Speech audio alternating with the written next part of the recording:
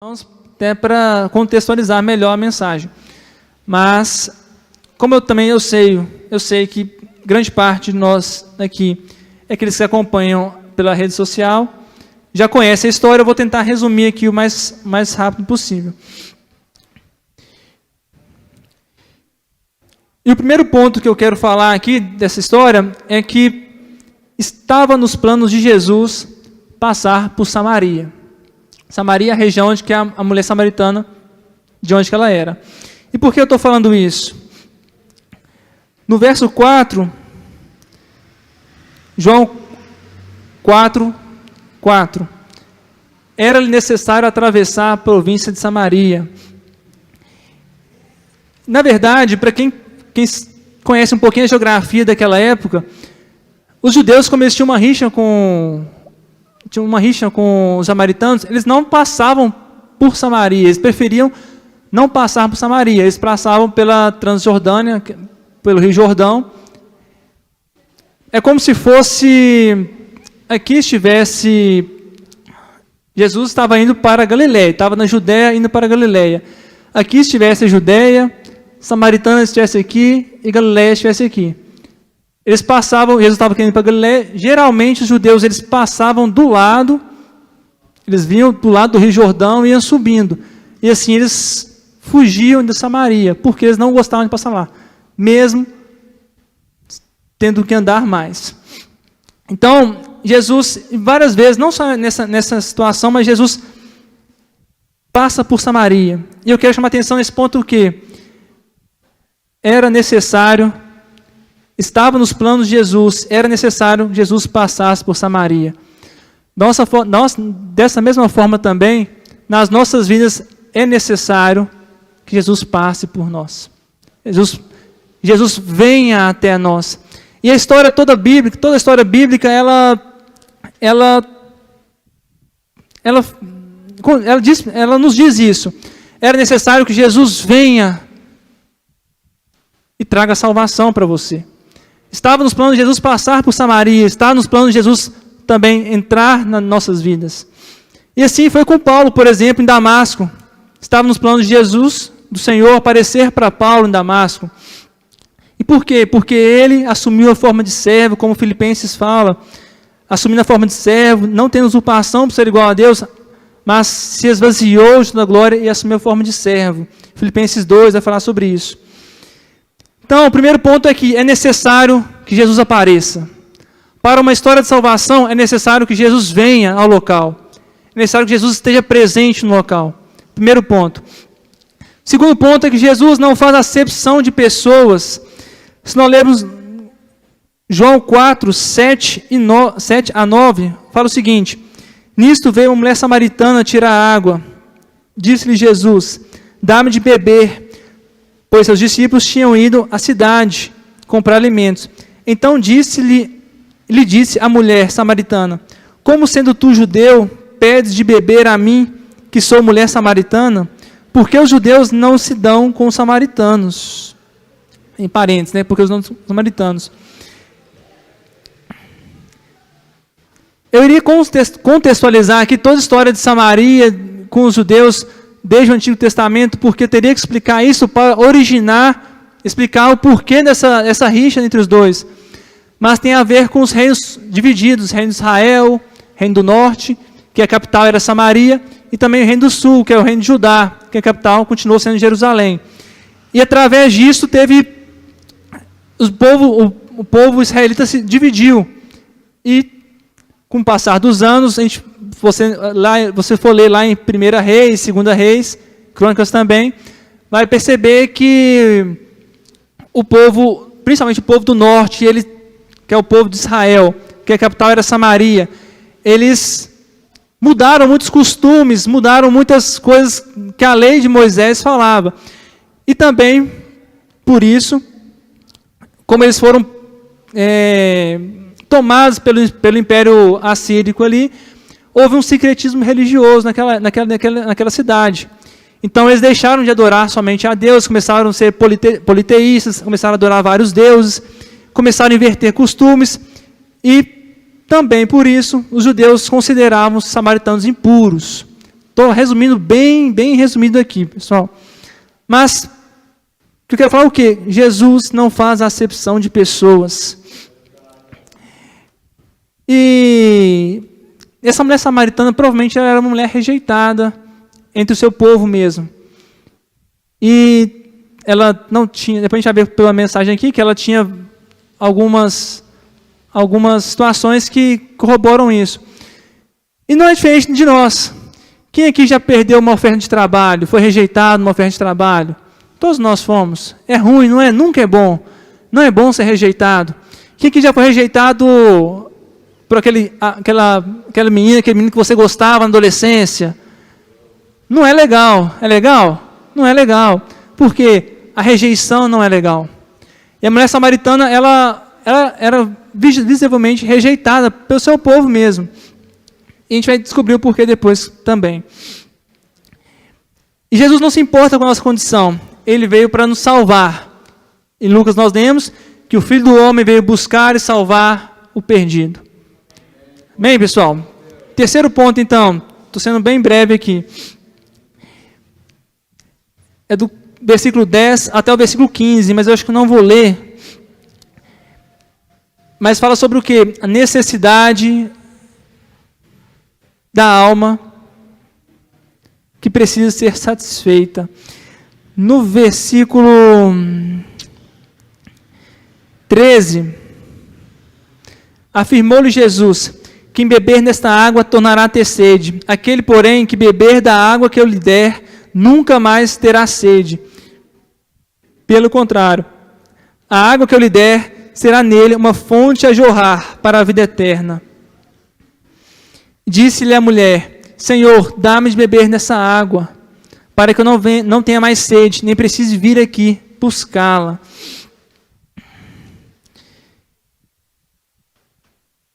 Na verdade, eu li o versículo 13, mas talvez o versículo 10 seria o mais chamativo para mim. Versículo 10. Antes de ele falar isso, Jesus fala o seguinte: se conheceras o dom de Deus. Nossa alma precisa de um Salvador. Nossa alma precisa de alguém que a salve. E muitas vezes nós estamos perdidos porque nós não conhecemos Ele. Se conheceres o dom de Deus, Jesus começa a falar. Na mesma situação, o jovem rico também, quando ele se encontra com o Senhor, ele fala assim: bom mestre, que hei de fazer para alcançar a vida eterna? E ele fala: não, mas eu já faço isso, eu faço aquilo outro que na lei coloca. Quando Jesus fala para ele algo mais específico: beleza, então tá, vende tudo que tem, dê aos pobres e me segue. Só que aí mexe no ponto. E aí o jovem rico ele já não, passa a não querer mais, fica triste porque mexeu em algo precioso para ele. Por quê? Porque ele não conhecia o dom de Deus. Jesus fala assim: se conheceres o dom de Deus, e aí começa a falar que vão fluir rios, você vai pedir e vai começar a fluir rios de águas vivas de você. Por quê? Se você conhecer o dom de Deus, Deus está disposto a que o rio dele flua em nosso meio. Então nós falamos que é necessário que Jesus passasse no local, que Jesus não faz acepção de pessoas, que nossa alma tem uma necessidade que precisa ser satisfeita. E o ponto 4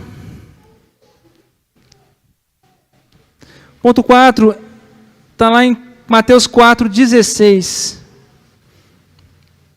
ao 18, na verdade. Eu vou tentar explicar aqui. Jesus acaba de falar com a mulher que os rios de águas vivas vão fluir de você, que essa água que eu tenho para te oferecer vai gerar, vai saciar a sua sede que não é espiritual, não é a sede temporária. E aí ela fala assim: não, mas então eu quero isso.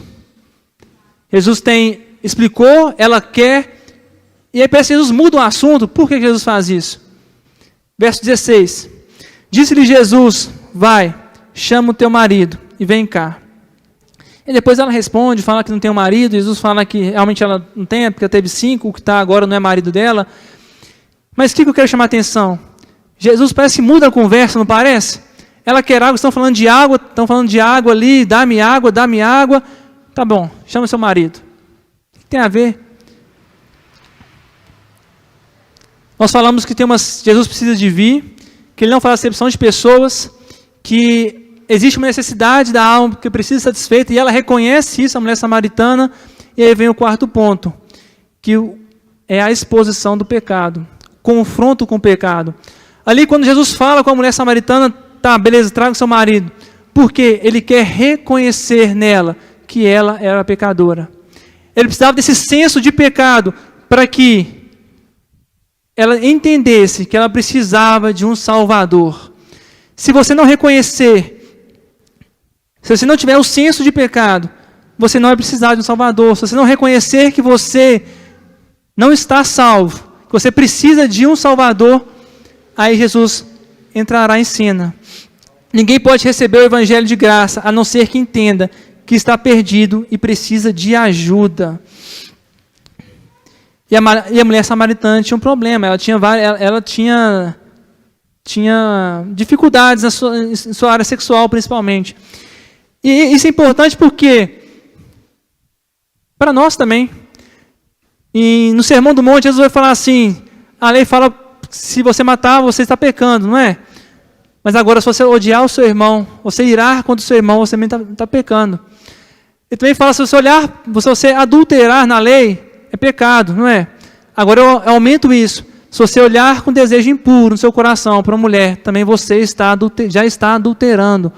Quer dizer, todos nós saímos de uma condição de pecador. Romanos 3:23, todos pecaram e carecem da glória de Deus. Lucas 19:10, o Filho do Homem veio buscar e salvar o perdido. Ele só pode buscar e salvar o perdido. Ele fala que ele não veio para os sãos, mas para os doentes. Por quê? Para um Salvador salvar alguém, precisa de reconhecer que você não está salvo, que você está perdido. E a conscientização do pecado, ela está presente na Bíblia todo o tempo. Em Atos 2, pessoal, desculpa, estou correndo um pouquinho aqui. Em Atos 2, depois de Pedro fazer aquela exposição sobre no Pentecostes, o Pentecostes acontece ali, o Espírito Santo é derramado pelo povo, em cima do povo, no meio do povo. E o final da mensagem de Pedro fala o seguinte, quer dizer, as pessoas falam assim, nossa, o que devemos fazer então? Como podemos ser salvos? O que podemos fazer? Como eu posso alcançar? Depois que Pedro já tinha exposto todo o Evangelho, Pedro fala o seguinte, quer dizer, Atos 2, 37 e 38. Ouvindo eles, perguntaram o que deveriam fazer. Que Pedro responde? Arrependam-se. Se você precisa de arrependimento, é porque você estava em pecado. E o quinto ponto, falta mais 2 pontos. 4:19 ao 26. Eu vou resumir bem o versículo que eu quero. Jesus começa a conversar com ela e ela começa a entender que, depois que ele fala isso, ele fala assim, não, então veja que você é um profeta. Ela começa a perguntar sobre o monte, onde que deve adorar, o que deve ser feito. Ele começa a falar para ela, não, que os verdadeiros adoradores me adorarão em espírito e em verdade. E aí ela fala assim, não sei, no 25 ela fala, eu sei, respondeu a mulher, que há de vir o Messias, chamado Cristo. Quando ele vier, anunciará todas essas coisas. E aí o 26, que era onde eu queria chegar. E disse-lhe Jesus, eu que falo contigo. A revelação de Jesus como Cristo, Salvador aguardado, só pode ser feita, não pode ser feita pelo homem, só pode ser feita por Deus, pelo divino. Jesus se revela. Em toda história de salvação, precisa da revelação de Jesus. Gálatas 1:10, coloca para a gente, por gentileza. 1:10, 1:12.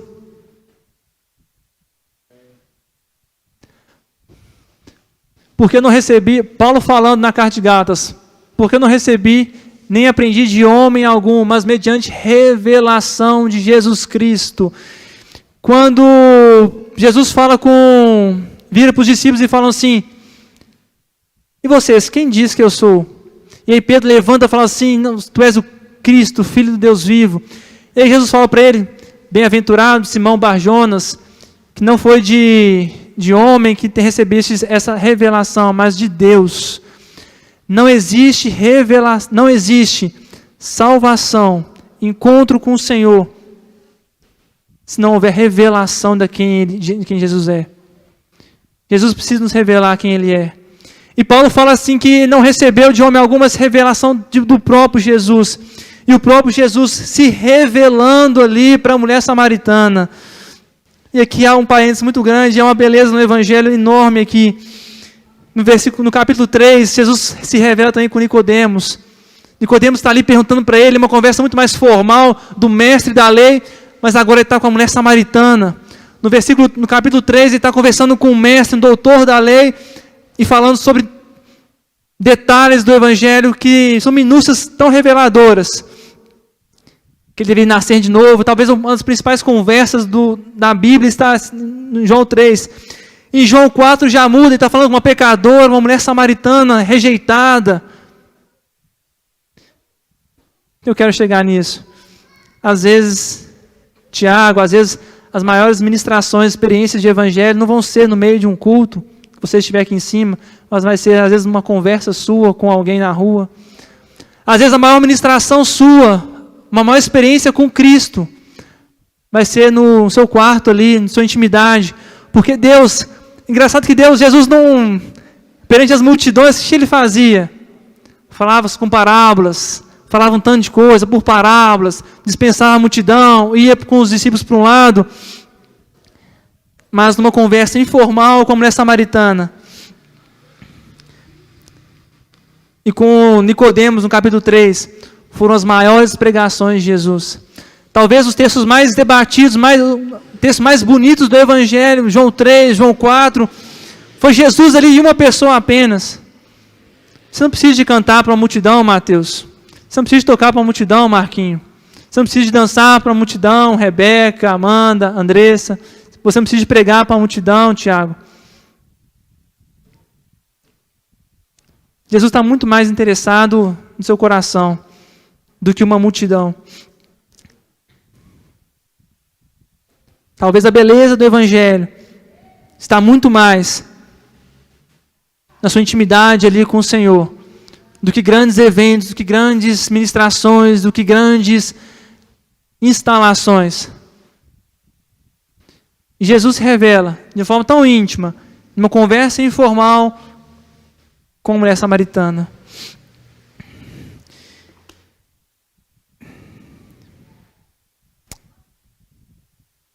Por que eu estou falando isso? Porque Gálatas 1,10 mesmo fala sobre isso.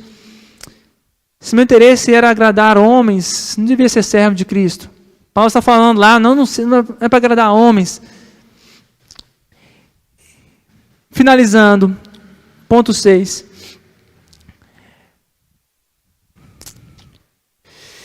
Versículo 39.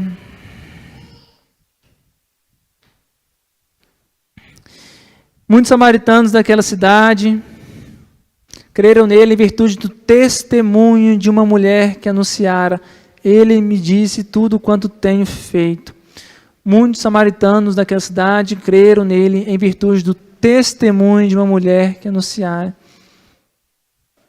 A salvação nos faz salvos.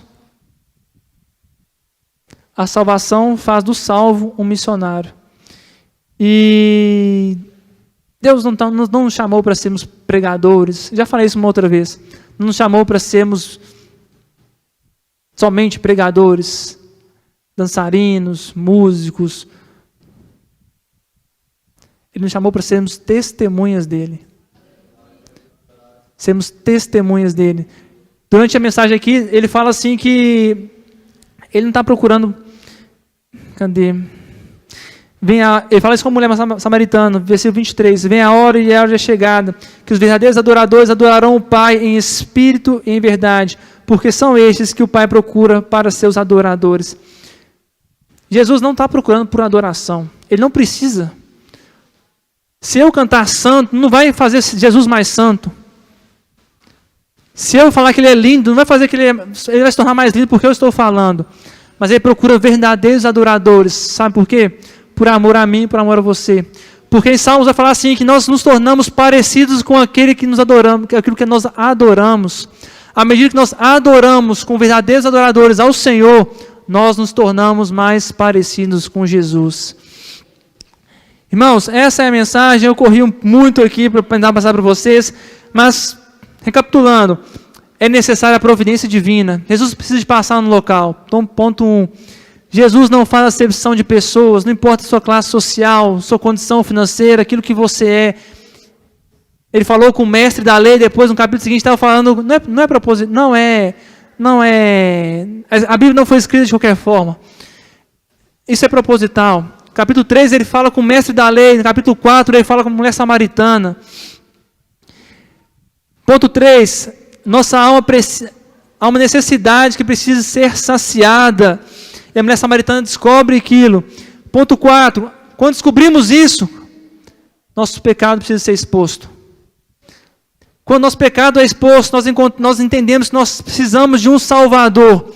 E aí Jesus se revela, ponto 5.